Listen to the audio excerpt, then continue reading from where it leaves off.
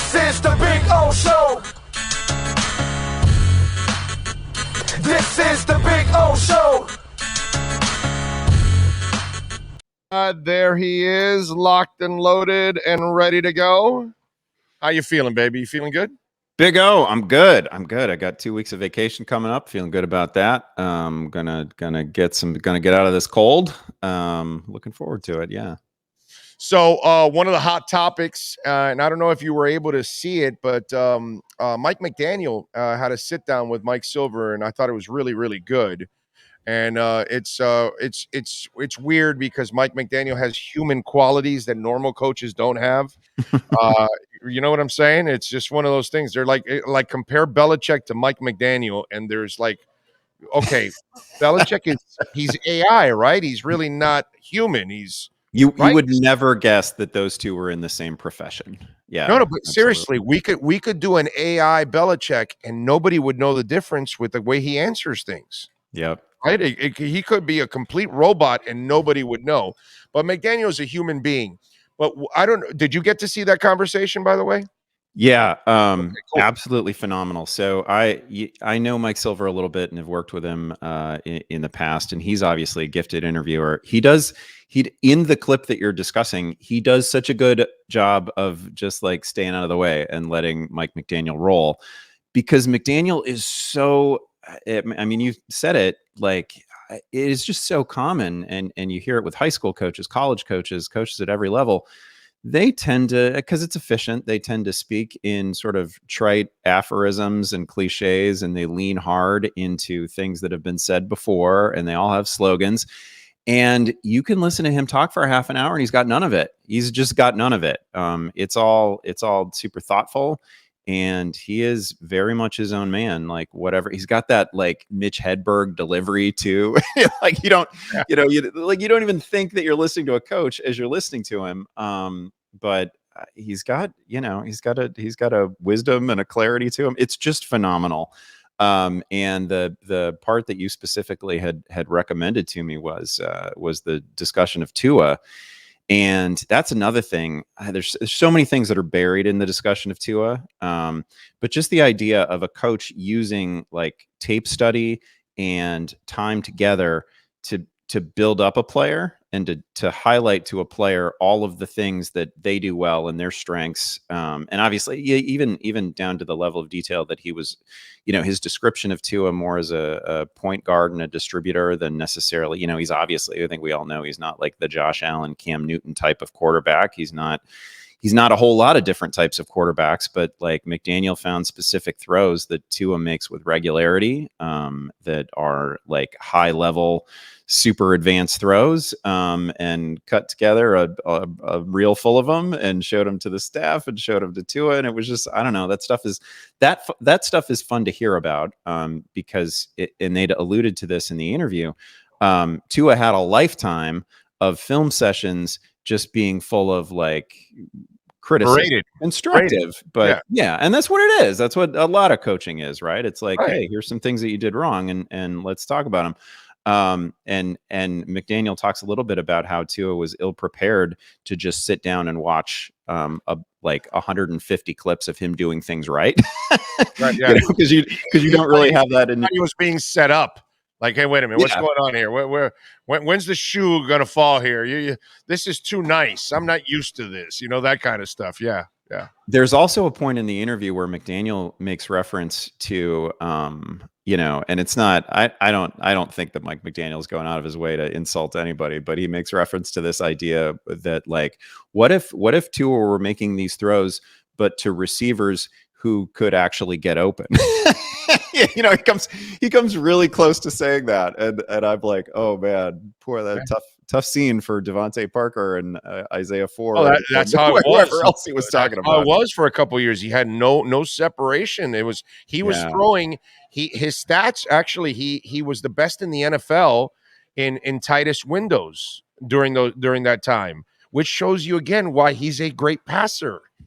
Which is the part that people miss. But here's the part of that conversation that I trip out on the most for all the so-called insiders, right? If you listen to McDaniel talk, he was convinced with Tua from the get-go. He loved Tua. He wanted Tua. He went all the way out. And yet, you have all these idiots reporting that they're trying to trade him, that they're looking with this guy and that guy. And yes, I get it. Bruce Beal, who this weekend, did you see this weekend what happened with Bruce Beal, the former Dolphin owner? Oh, no. Well, there was a picture of him hanging out with his kids and Brady and his kids hanging out on his boat.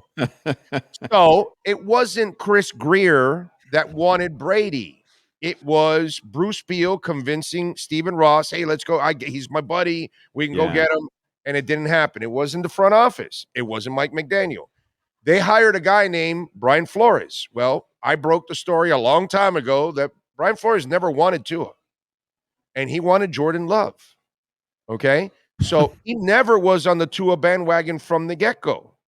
So then that's what Tua had to fight for 2 years, right? And so now you look at everything going on and you see McDaniel's response to everything and then everybody reporting all this kind of crap. And it just shows you that all those reports were wrong. Not about Bruce Beal and Stephen Ross, not about Brian Flores wanting Watson, but anybody that thought that Chris Greer and Mike McDaniel ever veered from Tua. I mean, Chris Greer just had to take orders from the owner. If your owner comes to you and says, "Yeah, I know you got Tua, but I want to get Tom Brady," what are you going to say? No, sir, you don't know what the hell you're doing. You'll get fired right there on that spot. Okay, sir, no problem. If that's what you want to do, I mean, what's Chris Greer going to do at that moment? You can't argue with your boss. You're going to lose that war every time. So to me, that's the funniest part of it all. That if you listen to McDaniel. While McDaniel's been here from day one, you can tell he has been committed to Uno from the get-go. And then after watching that interview, nobody, including Josina Anderson, should be reporting that they're trying to move away from Tua. Oh, for sure. Yeah. You can't possibly listen to that and feel for a moment that the coach isn't anything less than 100% committed to Tua. Probably for the rest of his tenure as the Dolphins coach. The other thing that it displays, I think, is just the value of looking at players, looking at anything with fresh eyes, with your own eyes, right? Instead of just sort of borrowing the shorthand from the rest of the herd and from what everybody else is saying. And then also it speaks to being able to, and this is hard to do. This is hard for anybody to do, and almost in any walk of life, to try to highlight the positives in any person or any situation, because that is clearly what McDaniel is doing when he's watching tape, right? Like he is zeroing in on the things that are going well, that Tua does exceptionally well, instead of trying to create a checklist of things that he wishes he had in a quarterback, or things that he's not doing well. I mean, they're Tua's strengths are undeniable strengths, and have displayed themselves on the field again and again, particularly last year when he was healthy. And they, it was just refreshing to listen to him discuss the idea of not just building up a player, but assembling a roster. And this, you and I have talked about this at various times with regard to different players around the league. Like, it's never the NFL is just never as simple as like dropping a guy into a situation and let's go. There are very few players like that, if any. It takes years. It certainly takes months to build up a roster around a skill set, around a particular type of player. And it's, I don't know, just be refreshing as a Dolphins fan to hear that they have a sort of multi-year commitment to coach and player and system, and they're going to build the whole damn thing around what Tua does really well. And he does specifically do some things really well. The other thing I'll say about that interview that is not related to Tua is listening to Coach McDaniel talk about how for however many years, he was so focused on the idea of ascending in a very linear way up the coaching ranks, and I got to be a head coach, and how, opportunity really found him when he finally just sort of let go of that and said, man, if I just do my job well, if I just live in these moments and I do my job well each day, the opportunities are going to be there. I just thought that was a really, I'm putting it in a very cliched way. He never says anything that way, but it was that was a phenomenal conversation as well. Yeah, it was an excellent conversation, and you know how he treats Tua and every player, by the way, because he does it that way. It's the way his mom treated him. And I don't Yeah, know, yeah, you know, how he talked about his mom would be about positive reinforcement that you can do anything, that you can be this, you can. And so that's what he learned from his mom. And he felt that that's how he should be. It's not a Tua thing. That's how he is with everybody. He's not there to, you know, just slam you for every negative thing because that's usually what most coaches are. Very few compliments, and it's usually all about what you did wrong. And then when they don't tell you anything, it's like, oh, okay, I must be doing everything right, which is kind of demoralizing that they right. don't give you positive reinforcement like anybody should. You know, your boss, your teacher, your parent, or your coach should. You know, tell It's you. not restricted to his own players either. I will. Right. One of my favorite moments from last season, as just an NFL fan, was in the Bears game when you know, Justin Fields obviously running wild against the Dolphins, and Mike McDaniel drops that stop it on him like after a big first down. That's just refreshing, and it's not something that you see from a lot of NFL coaches, that he maintains that perspective and that sense of humor. And then he's fundamentally always the same guy. He's the same guy when he's coaching as when he's being interviewed, as when he's, you know, it's great. It's absolutely great. He's my favorite NFL head coach right now, without much I think he's question. a lot of people's favorite head coach outside of the Dolphin Nation. I'm saying out of the other 31 teams, maybe Patriots, Jets, and Bills fans won't say it, but the other fan bases, yeah, you'll hear people say that they like him. Well, let me tell you something, dude. The blue light special is out. And I got to, yeah, no, you're laughing, but I don't know. Your Bears are probably lining up right now as we speak. Odell Beckham has lowered his asking price from 20 million to 15 million.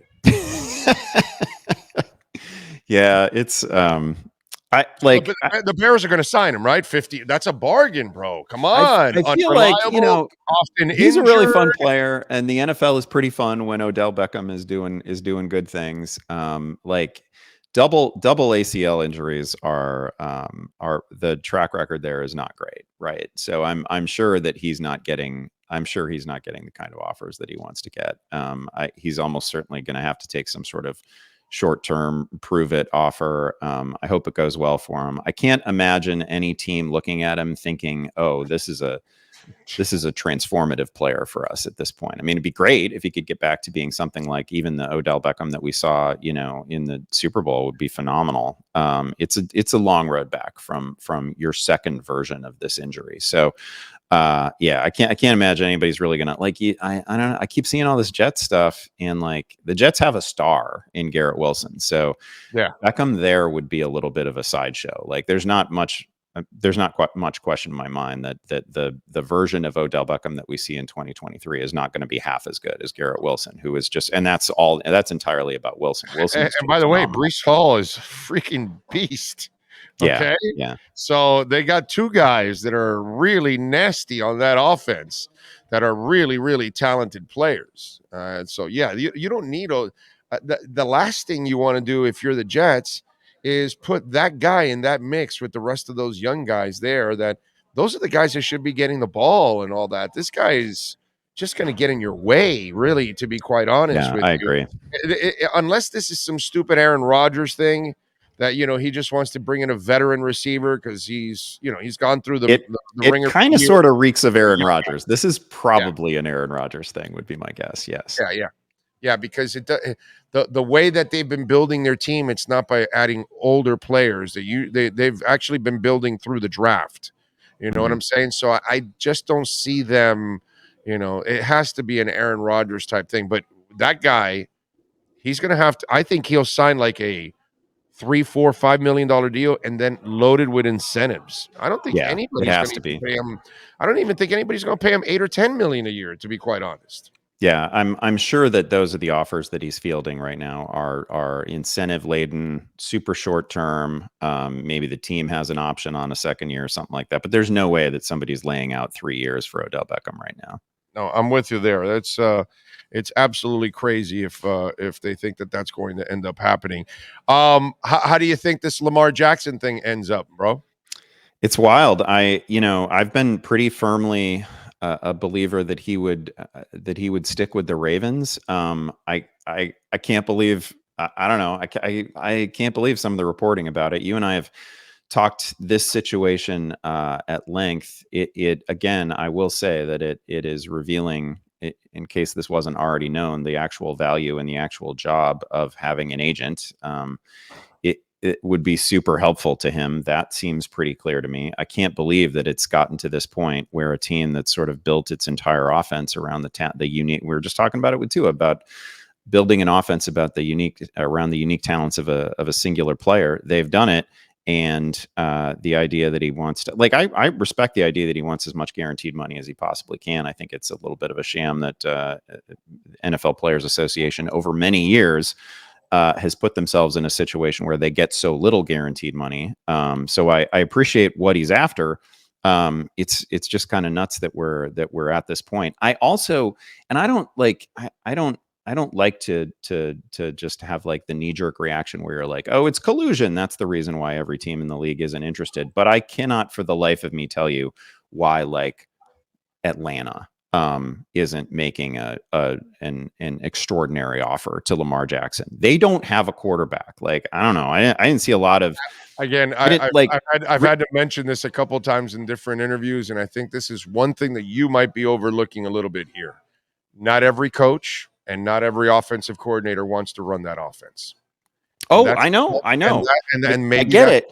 Maybe Atlanta. It's just that Arthur Smith is already so close to running it. Like, you just look at their tendencies. They're already a team that wants to run the ball twice as often as they pass the ball. They're not even trying to have a dynamic passing offense. And maybe that's about the limitations of the quarterbacks they had last year. But you're literally, you would be talking about plugging him into an offense that was already being run by Marcus Mariota. And I can firmly tell you that Lamar Jackson is better at all the Mariota stuff than Mariota is. Of course. But remember, they had Matt Ryan there for 20 years. So they had a pure passer. And that's the question. Maybe they just went through the Mariota mess and all that other crap they went last year, but that's not where they really want to go. That was stopgap in that first year of the transition. I buy that with so many teams. Like when, we're talking about it with the Colts, and like the Colts are just obviously, I mean, Lamar's great, but you're talking about a major philosophical shift if you're going from what they were trying to do last year to having Lamar Jackson at the controls. Most teams, it's the same way. But my God, like Atlanta is a team that is very clearly without a quarterback. And I get that they have to continue saying nice things about Desmond Ridder, who is surely not going to be their quarterback in 5 years. I don't know. He's fine. He's totally fine. But Lamar Jackson is a very different plane than Desmond Ridder. I can't believe that they are not interested. But they were among the first teams to like withdraw themselves from any of the Lamar Jackson stuff, which is just, it remains shocking to me. Well, maybe they're going to go in the draft. Yeah. To me, there's like two guys that are pretty close to sure things, and I'm not even sure that Young is a sure thing because he's so little. But I feel good about Stroud. I feel good about Young, and there are probably some surprises in there. But those are the What about if they want to go Richardson at 8? Yeah, well, go get Lamar if you want to go Richardson at 8. Yeah, but Lamar, you have to trade picks and give him a whole bunch of money guaranteed. Anthony Richardson. I mean, Richardson is and he's going to sign a rookie contract, and you're going to control him for 5 years, and then you get to develop. And you're not ready to compete right now anyway if you're the Atlanta Falcons. So you're not to bring Lamar Jackson over. Yeah. It's not like you're really a contender anyway when you bring him over. So you're more of a rebuilding team. You're more Anthony Richardson at number 8 than you are Lamar Jackson. I do hope Richardson is a really exciting player, and I root for the Josh Allen stories, but like I don't know some of the stuff that you like.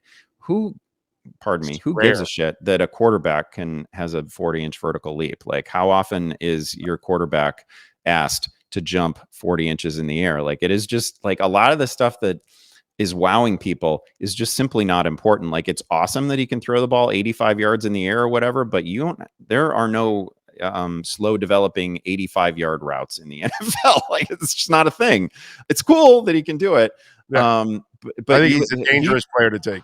Very dangerous. He requires extraordinary coaching. I mean, he was, the simple fact of the matter is he was like a 54% completion rate guy in college. There's a lot of work to do here.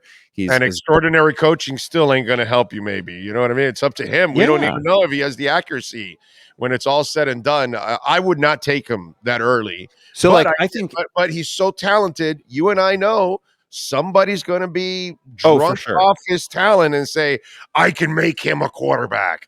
I can make him a great player. The clock is really ticking, because you got to maximize the rookie contract with these guys. And it's going to take a year. It's going to take a year and a half I would imagine, to get Richardson to a point that you're comfortable, saying to him, okay, go win us a football game. Like he's just, in my view, a little bit further than further away than Stroud and Young from being able to be dropped into a team and okay, we go get us to 31 points today. I can't imagine the current version of Anthony Richardson getting there in the NFL. I can see it with Stroud. I can absolutely see it. I mean, you just watch the Georgia game. That guy's going to be a good quarterback in my mind, year one. And he's the guy I like out of this group is Stroud. He's the guy. So he's the eye test guy. He's the guy who checks all the boxes in terms of combine measurables and all that. And his best games are literally against the best opponents that were available in college football, right? Like that Georgia game is sort of a master class. Amazing. All right, what do you got going on Yahoo, folks? So folks can check you out, my friends. Well, it's opening day. We got a lot of baseball content out there. Also, the Yahoo Fantasy Football Forecast is still rolling a couple times a week, so please check that out. All right, there you go. And follow him on Twitter at Andy Behrens. Andy, we will catch up next week, my friend. Thank you very much. Thanks, Big O. Appreciate you. You got it. There you go. Andy Behrens. Appreciate him as always. We're going to get out.